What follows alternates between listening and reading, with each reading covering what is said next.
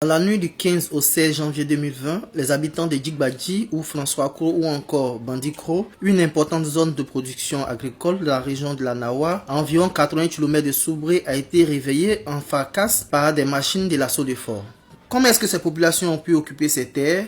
Quelle est l'ampleur des dégâts? Quelles solutions pour venir en aide à ces sinistrés? Face à ces interrogations, un point de presse a été animé ce mardi 11 février 2020 par le chef des terres et les élus de la circonscription. Le chef de terre Bogi Francis Adeplume fait l'historique de l'occupation de la terre. Depuis lors des temps, les parents avaient installé, les parents qui sont venus d'ailleurs.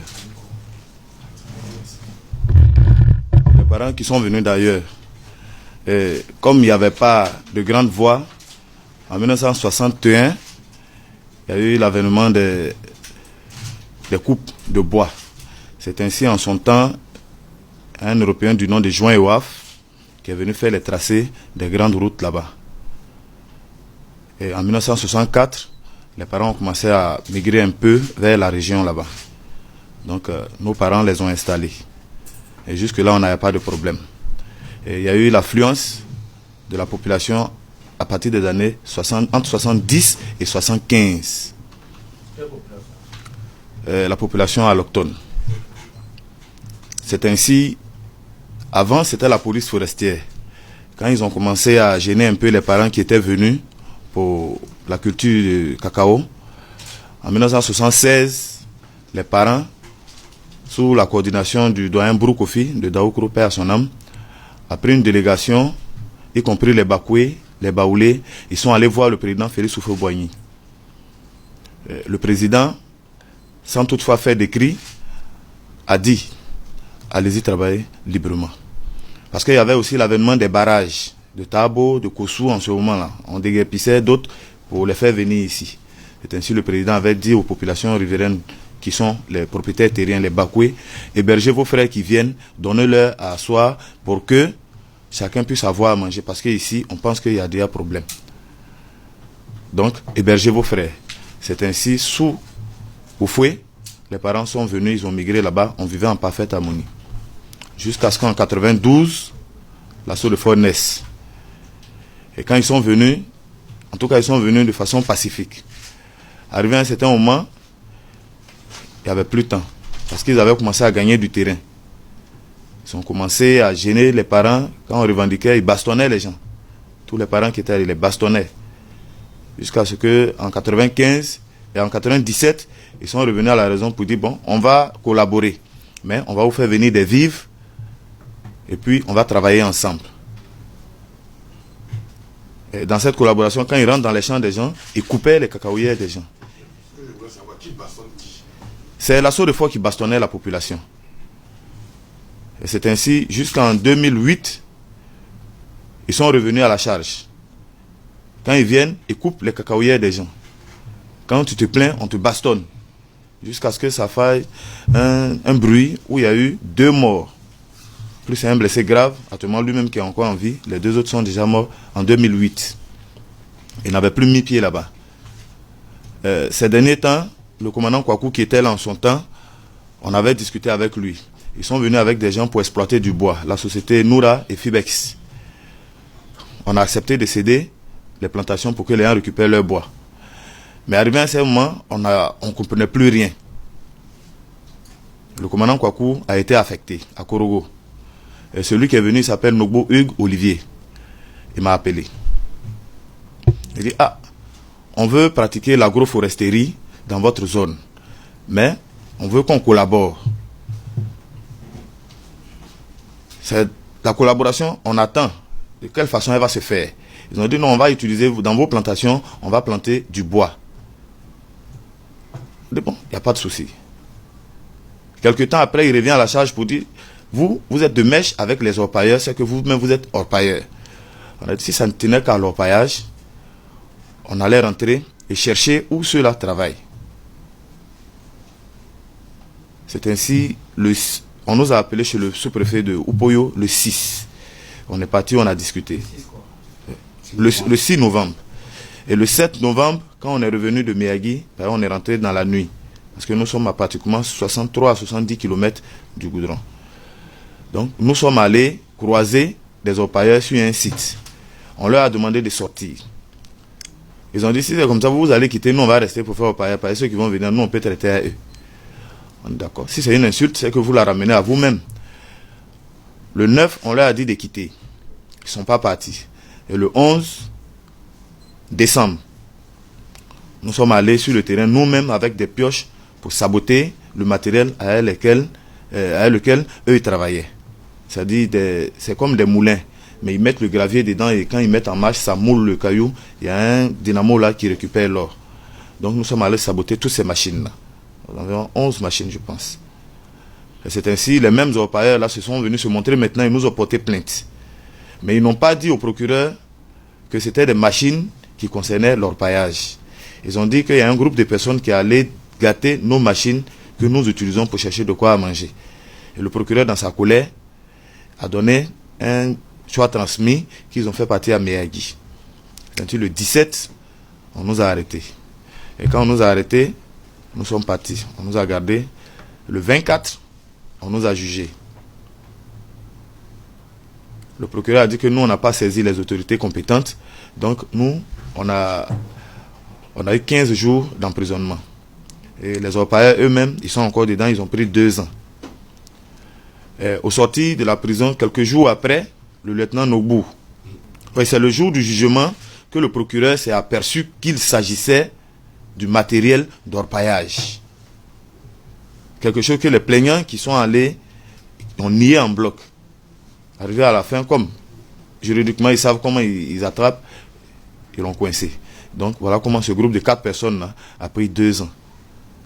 Au sorti de la prison, en janvier, le lieutenant Nobu et le colonel Kone sont venus avec un arsenal, venir détruire Gimbagi.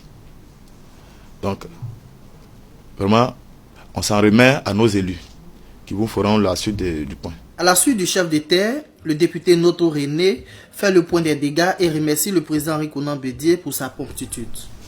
Dans la nuit du 15 au 16 décembre, comme a dit le chef Bogi, la localité de Djingbadi, qui est peuplée de 10 804 âmes, qui a 10 804 habitants, cette localité a été totalement détruite, rasée. Les maisons ont été brûlées. L'école a été, il y a un groupe scolaire rasé.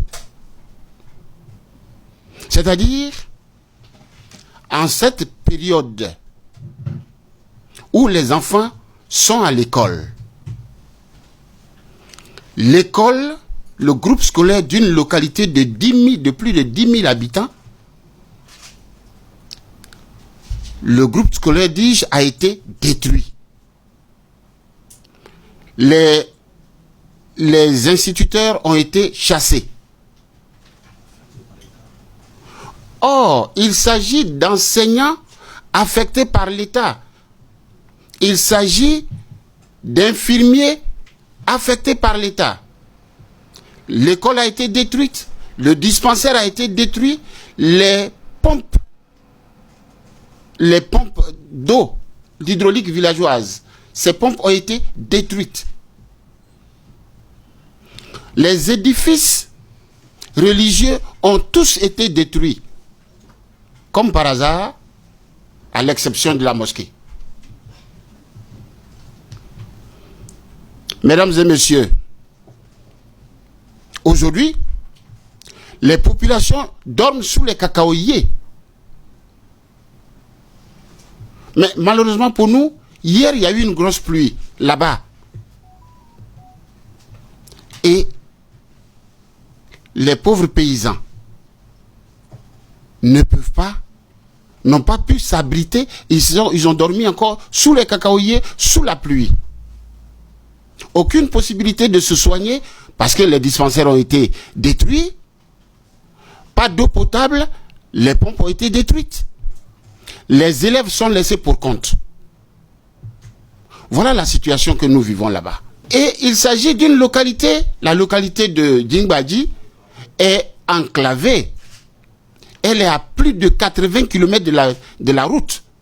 Quand on parle de destruction, peut-être que à Abidjan, on détruit certains quartiers, mais c'est des quartiers d'Abidjan où les populations ont leurs parents, peuvent aller se loger chez un cousin, un voisin. Mais là-bas, à plus de 80 km de la voie bitumée, sur les pistes non praticables, les populations sont laissées à eux-mêmes, dorment sous la pluie, sans moyen de se soigner. Alors que ce sont des localités où l'État de Côte d'Ivoire a affecté des fonctionnaires. Il s'agit d'une, je suis tenté de dire, d'une catastrophe. D'une catastrophe humanitaire.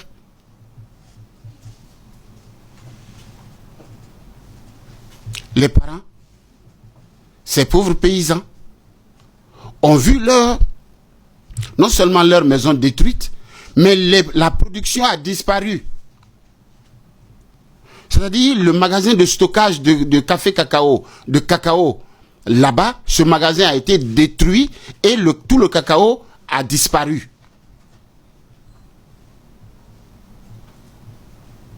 Voilà la situation. Fort heureusement, le président Bédié, qui a été informé par les populations, il faut dire en passant qu'il s'agit en majorité de populations baoulées. Parce que tout à l'heure, quand le chef expliquait, il vous a dit l'affluence est venue à partir de la construction des barrages au centre. Quand les gens ont commencé à construire des barrages au centre de la Côte d'Ivoire, des populations se sont déplacées, sont venues vers les zones forestières, donc particulièrement vers le village de Nyamadji, qui les a aidés à s'installer dans cette zone de Djingbadji. Le président Bédié a donc dépêché le député de Daoukro pour aller sur les lieux, comme on le fait traditionnellement en Côte d'Ivoire, dire Yako à tous les sinistrés qui sont là-bas.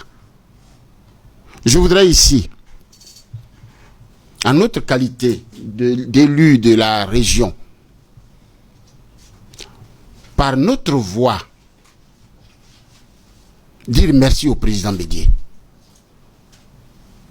Merci pour la promptitude avec laquelle il a dépêché quelqu'un, sensible à ce qui se passe, à la difficulté que ses parents ont eue. Ses parents connaissent là-bas, les parents tous azimuts, y compris les Bakoués, les Burkinabés, tous ceux qui sont là-bas. J'aurais pu vous dire, il y a une institutrice enceinte qui a été battue. Et dans le groupe scolaire, les deux chefs d'établissement, les deux directeurs d'école sont venus pour intervenir. Eux aussi ont été bastonnés. Mais de là à dire qu'il y a eu des morts, non, il n'y a pas eu de morts. Et quand on tient de l'envergure de l'intervention, je suis tenté de dire non, il y a pratiquement rien eu, sauf ces quelques cas-là. Face à cette catastrophe humanitaire, l'honorable Saleh Poli lance un appel aux dirigeants et aux institutions humanitaires. Toute cette population sans abri, dehors, elle est vraiment exposée. Aussi, voudrais-je appeler le gouvernement à y remédier promptement. Oui, ces aides, ce sont des petits à-coups. Le gouvernement a la valeur, a l'obligation de sauver cette région qui est vraiment peuplée. Et à côté du gouvernement, nous pouvons lancer un appel à la Croix-Rouge, qui sont des entités pour essayer de souvent apaiser l'intensité des crises humanitaires en intervenant. Mais là, il faut aller vite pour ne pas que ce soit si long. Ils sont présents en Côte d'Ivoire. les HCR qui sont présents en Côte d'Ivoire, je lance un appel. Parce que là, il y a matière à travail. L'humanitaire est touché. Nous demandons effectivement qu'ils viennent assez vite avec des abris. Au moins, pour que dans cette région qui est très arrosée, nous allons en avril bientôt. C'est vrai qu'on parle d'effets climatiques qui dérangent les choses, mais il y a des coins, des petits espaces où c'est permanent. Et avril, mai, juin, c'est la grande saison des pluies. Cette population a besoin d'être aidée. Et je lance cet appel envers ces entités qui essaient de protéger la vie humaine. Le droit humain est dérangé. Ils sont là, ils peuvent nous aider à les restituer. Et je leur demande vraiment leur appui. Je vais finir par encore dire merci au député Akoto qui a conduit la délégation sous les instructions du président Bédié chez nous et qui a fait un travail minutieux avec les députés de la place, le maire aussi qui était là. Et je dois dire que nous avons encore une visite là-bas que nous allons programmer pour voir et suivre l'évolution des choses et peut-être revenir, et sûrement revenir au président Bédié pour lui faire le compte rendu et puis sûrement vous rencontrer pour voir comment les choses évoluent. Je vous remercie.